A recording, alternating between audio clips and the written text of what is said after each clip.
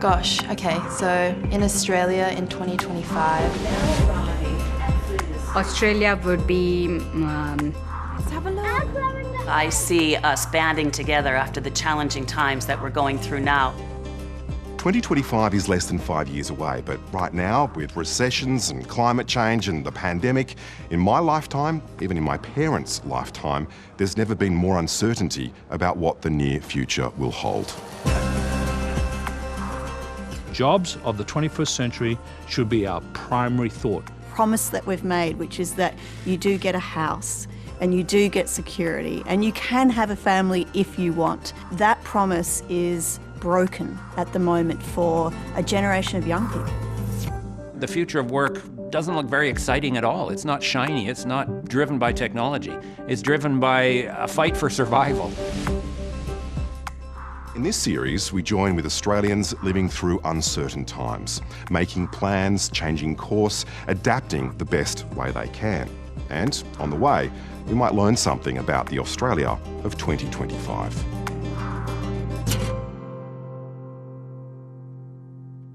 Hi, my name is Ambrosia Jackson. I'm 17 years old and I go to Beenleigh State High School. I don't really know what else to say. Sorry, this is really awkward.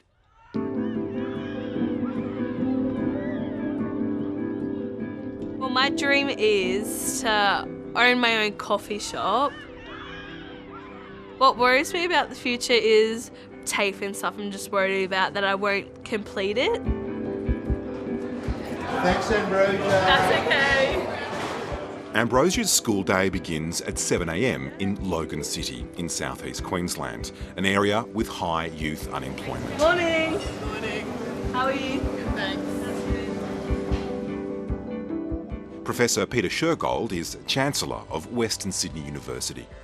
If you go back to the group who graduated from school during the global financial crisis, that in fact they have been disadvantaged. They are still playing catch-up. So, Ambrosia, can you make me a long black, please? Yes, of course I can. The most important thing is that these are real skills, industry skills that kids can take out into the workforce. Beenleigh State High School is one of a handful of schools around the country piloting an alternative academic measurement to the Australian Tertiary Admission Rank, or ATAR. The hope is, by 2025, graduates like her will have a more rounded portrait of their skills to take to employers. Let's look at the barista one because that's more important to you. Now, the other thing is, it'll also throw you and show you where jobs are available. Now, Oh, that's so cool. she's developed skills in communication. It's very difficult to teach that in a classroom setting. We tend to think that all the jobs for the future are going to be high technology and research-based jobs.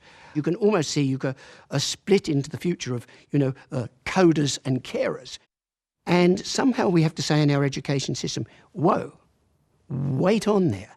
Actually, what you're learning here, whether you're doing history or plumbing, in a sense, are attributes that you need, which is communication, complex problem solving, ability to work as part of a team. Professor Peter Shergold's report on senior secondary students found that ATAR cannot continue to dominate the education experience. I think ATAR is in a real sense distorting our senior secondary education system. I do foresee, to be honest, its slow death over the next 5 years. What you need to do going through school and beyond is learn to learn, because the only thing that I'm certain about in an uncertain future is that you will not be going into trades or professional careers that are going to be the same for 40 years. New research from the Centre of Future Work shows relatively few jobs have been created in the most technology and innovation-intensive industries. More jobs have been created in relatively low-tech sectors like the one Ambrosia is headed for, where innovation has been very slow. Yeah, Alex.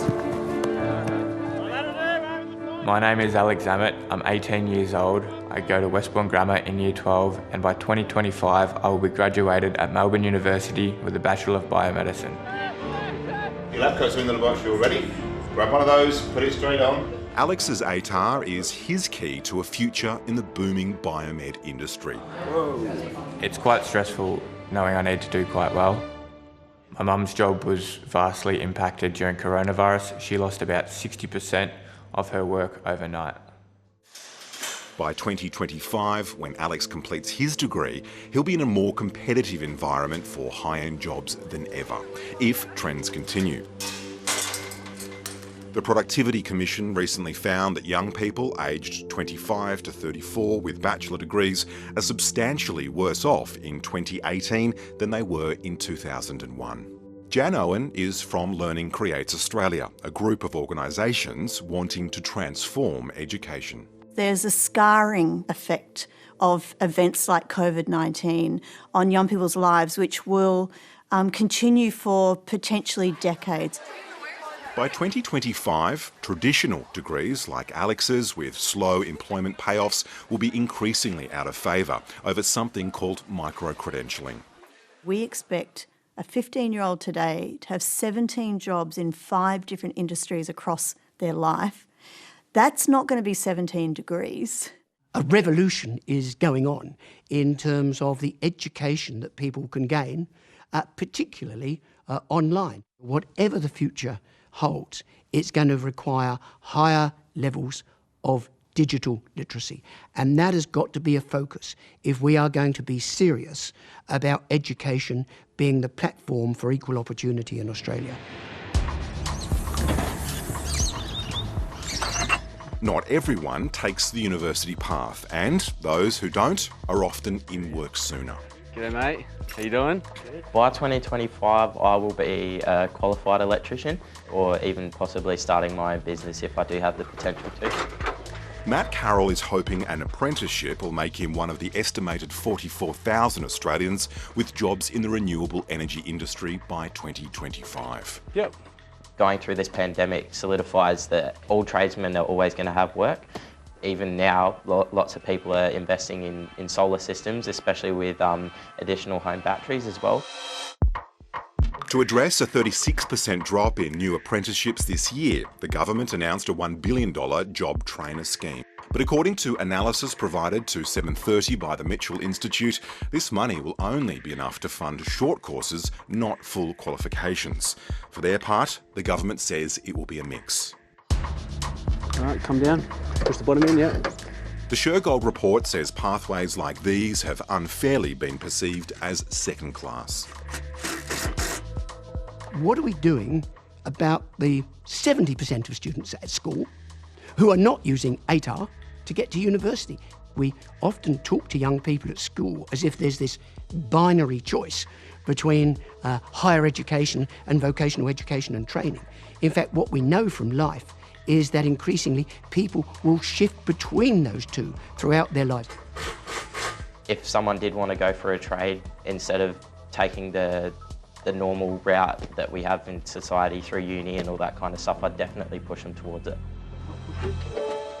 We're facing a cliff, even this year. It's very, very serious, because if those young people can't find a path of some kind, so into further learning, into jobs, into apprenticeships, into internships, we need to kind of open up all the opportunities as far as we can. 3 students attempting to create certainty out of uncertainty. We genuinely have an opportunity to think about the learning path. The choices they make now, just as we make as a nation, will be crucial to the future of Australia in 2025. Somehow you've got to be prepared to be agile, to be creative, and to be able to keep on learning. Hi, I'm Lee Sales. Thanks for watching this story. If you'd like to watch more of 7:30's stories, they are on the left of your screen. And tap on the button below to subscribe and get the latest from ABC News.